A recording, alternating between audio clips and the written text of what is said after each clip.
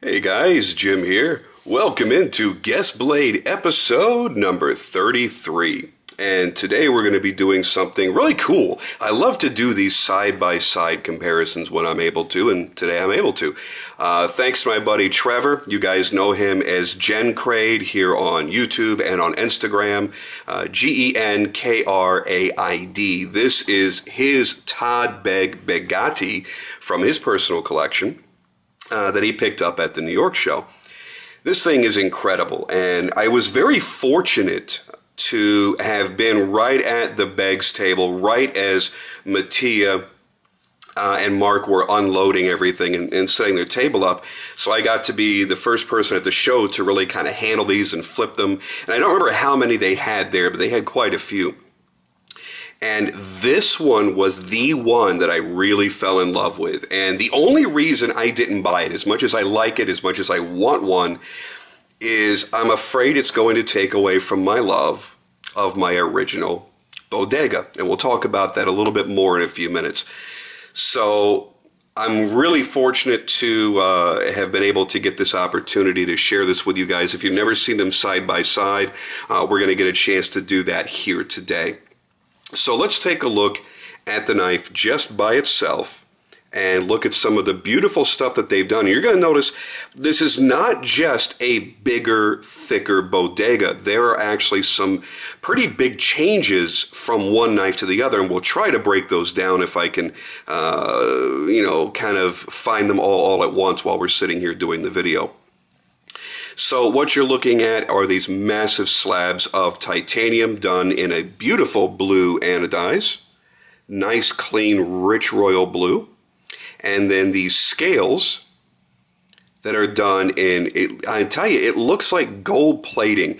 I don't really know the process that Todd is using to do this, but it really looks remarkable. I mean, it looks like panels of genuine gold that are set in. And there's some really great detail work that's been done in each one of them. And you'll notice how the light dances around in each of these grooves. The scaling that's been done here is really cool. And you can feel it. There's a real texture to it. It almost feels like a really dull cheese grater. It kind of has that feeling of a cheese grater, but obviously not sharp. And there you see that just ginormous blade stock that's in there. And then back again here on the other side with the same inlay into the titanium. This is something new as well, seeing him anodize inside of the groove on the subframe lock. Very, very cool how they did that. There is the signature Bodega pocket clip with the two standoffs and the ball bearing. Love that bearing. Now let's get this bad boy open and look at the first big difference between the Beggatti and the standard Bodega. And that's going to be in the design of the blade. Now it's the same profile, but what they've done here is they've added very, very aggressive jimping to the top line. We have a double fuller here with Todd's signature hole pattern going through. And then he's done a compound grind on here. Very nice, very clean, as you would expect. Nice mirror edge on there. Back side of the blade, bearing the IKBS logo. Yes, I realize I just said bearing the IKBS logo, whatever. Very prominent top swedge on there too. I love this grind. It's a really, really attractive grind.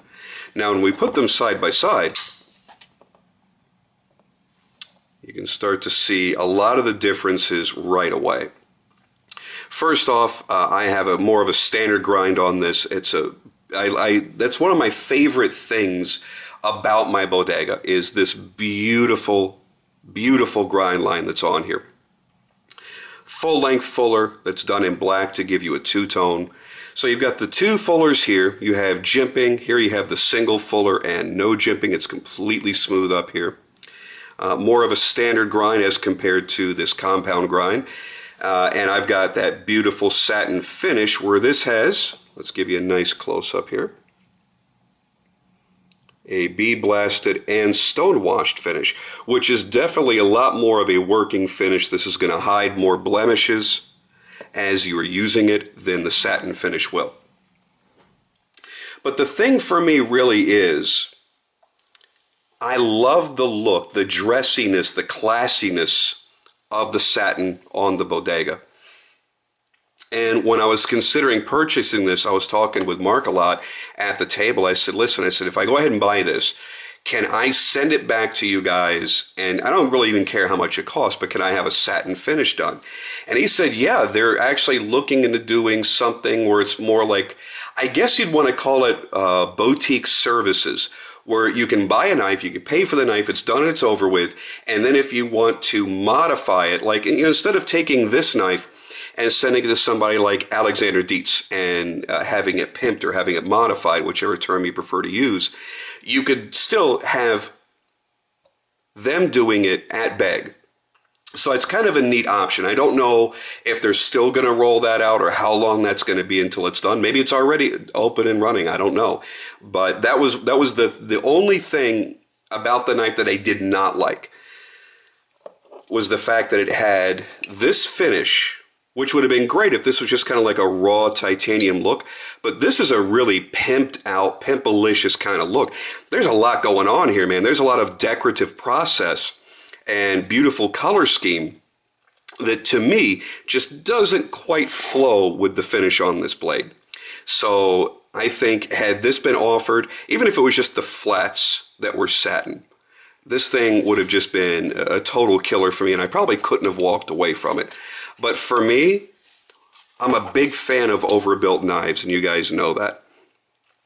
And I have such a love affair, I mean a true, long-lasting love affair with my Bodega, that I was afraid that if I got this, being basically a Bodega, what I think is still one of the most perfect knives ever made, and making it Overbuilt, a style of knife that I really heavily prefer, that I may never carry my Bodega again. Like, it might ruin me somehow. Like, after a few weeks or a few months of owning and carrying this, I'm going to pick this up and go, oh, but it's so skinny and it's so slim, and I don't feel that it's as good as it was.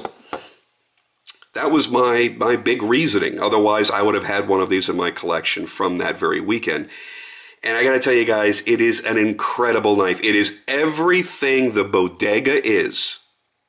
The smoothness, the fantastic action, the great detent, the solid feel in the hand, although magnified because there's more of it in your hand. It's everything that the Bodega is, just amplified, just a little bit more. I don't really want to say better, because I'm not making that kind of comparison, because better for me may not be better for you. This is really going to be a personal preference. The quality is equal. You're getting almost double the knife, and the price is just about double. Do keep that in mind. It's almost or just about double the price of a standard titanium Bodega, and obviously a lot more than the field grade Bodega. Now, let's compare it for a second to some other Overbuilt knives. You guys know I'm a big fan of Overbuilt knives. I'll put it up next to one of my personal favorites, my Jake Hoback Kowaback. Put that side by side, and you see that this still comes out looking narrower just by design than any standard Bodega. But the difference is really going to be, whoops, stand up, right here in the thicknesses. Let's see if I can just lift it up here. All right. The blade stock on the Begatti is thicker by a pretty good margin. I'd say by a good 15–20%. Now the frames are just about the same. There's a lot of edge contouring here, so you have to keep that in mind. But the frames are very thick on the Hoback. So in the hand, this is still going to feel bigger because it's bigger this way, and you've got a lot more weight to this blade. Tremendous amount of weight, as a matter of fact. So we'll get this closed, get that out of the way.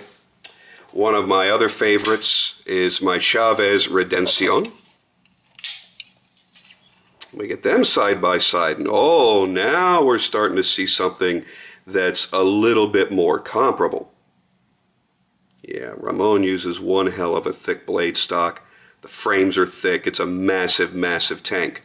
But in the hand, the Begatti wins because of all of these natural soft lines that go throughout this knife. It's an ergonomic dream.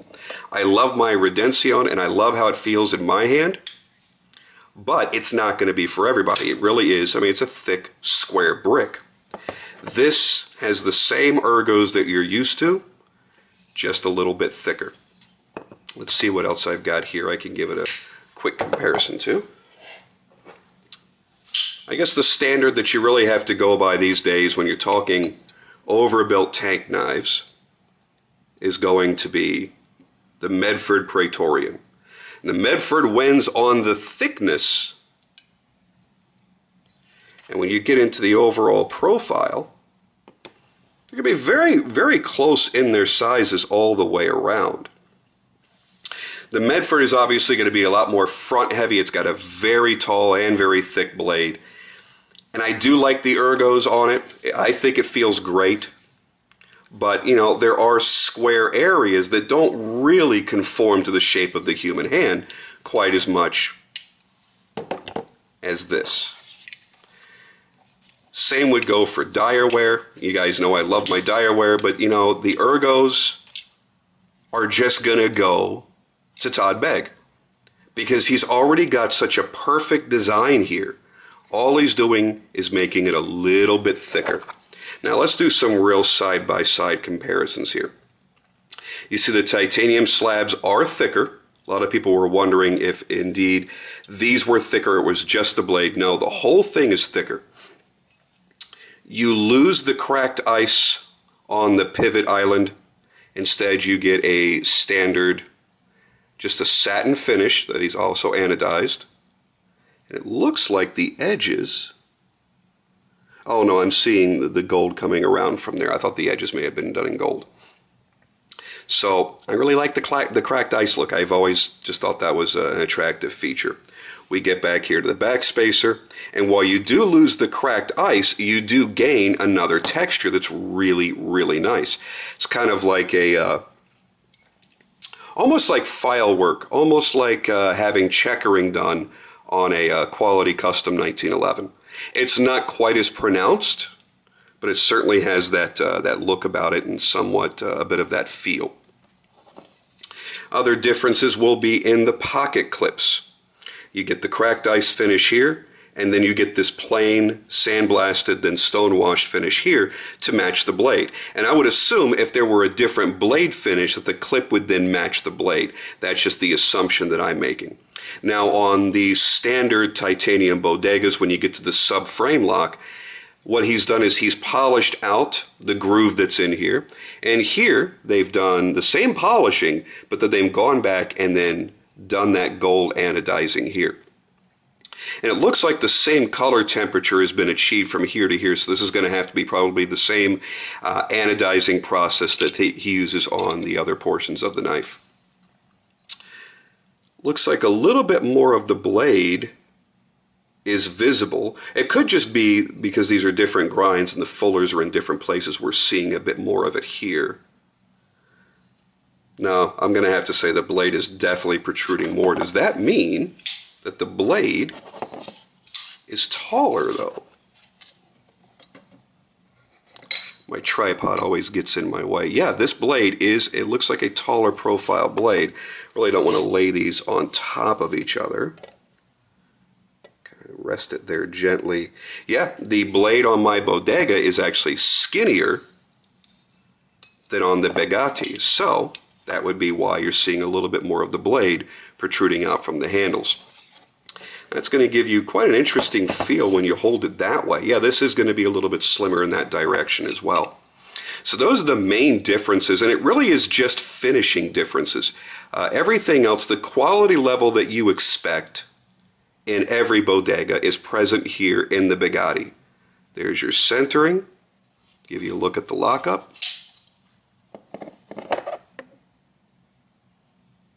Nice and solid. No blade play whatsoever. And that's not something that I really test a hell of a lot on a knife of this magnitude, because when you're spending this kind of money, yeah, you wouldn't expect blade play. That's something that would never even factor in. I could never imagine anything leaving Todd's shop that would have any sloppiness in the pivot or in the lockup whatsoever. So I really think it's going to come down to personal preference. The weight difference is noticeable. I don't want to say that it's substantial, but it is a noticeable difference on the already heavy Bodega. Let me get my lanyards out of the way here. Yeah, I mean, it feels good. It feels substantial. Still not quite as heavy as this. About the same weight, a little bit lighter maybe than my Redención. So for my personal opinion is, I think that this is going to be purely based on personal preferences. I don't think that you can look at one and go, that's better than the other. You know, you look at the blade, I think the overall presentation and the finish work and the amount of time that's obviously gone into this blade, I think that's a higher degree than what you're seeing here. But you also have all that time consumed in these grinds as well. So there may be a little give and take there that kind of evens it out as far as how much time is dedicated to the blade. I just prefer my finish. The double fuller, I think, is damn cool. I prefer this one, but I think that's damn cool. I'm a big fan of compound grinds. A lot of you know that. So I think, again, it's just a personal preference on which you would prefer to see. For me, going against such a glitzy kind of look in this royal blue and gold, yeah, I would have wanted to see some satin, maybe even some polishing, maybe a polished spine or flats or something, just because I think that flows with the design of this particular look. If this was all stone wash and this was just kind of a like a satin titanium laid in here, or maybe just a bee blasted look, something that's a little bit more, you know, more like this, more like a working finish, I think then this blade would have complemented it a little bit better. Get back over here to the lock sides.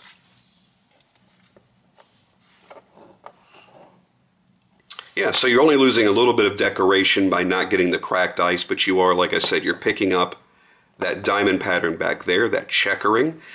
This, again, being plain, I think is just to go along with the theme of this blade. I say you can't go wrong either way you go. Now, the problem is both of these damn things are hard to get, and field-grade bodegas are not all that easy to get right now either. Right now, currently, as of the date I'm doing this, which is January 10th of 2014, you know, Todd has the field-grade bodegas in many different types of executions available direct on his website. He listed Begatti's a day or two ago. I don't know if they're still there or not. I would expect that you're going to pay a lot of money on the secondary market for these, because there are not a lot of these available. Any dealer that gets them is obviously going to mark them up a little bit. So I mean, you're going to really be seeing the $2,000 mark very, very quickly on these once all of the ones direct from him are sold out. So if you're thinking about getting one and you're kind of hemming and hawing and you don't even have a bodega of any sort, I know it's going to be a tough decision. But if you don't have a bodega already and the Begatti is the only choice that you've got, I'm telling you, you're going to love the living hell out of it. I think the only people that won't truly love it is somebody that has my weird mentality of, I don't want to spoil the love affair that I have with one when I've got this one. It's like, you know, this is my wife and she's beautiful and she takes care of herself, and I've had to spend a hell of a lot of money to have her in my life. But then there's that thick booty girl down the block and she keeps making eyes at me when I drive by. Oh yeah, I see you out there checking your mail in your little booty shorts. And yeah, it's tempting. But I really love the relationship that I have here. So for me, in my very odd way of describing it, that's the only hang-up that I have. If the regular Bodega did not exist in my collection, and this was the first one I came across, oh my goodness, I mean, my pants would have gotten instantly tighter just by holding it in my hands.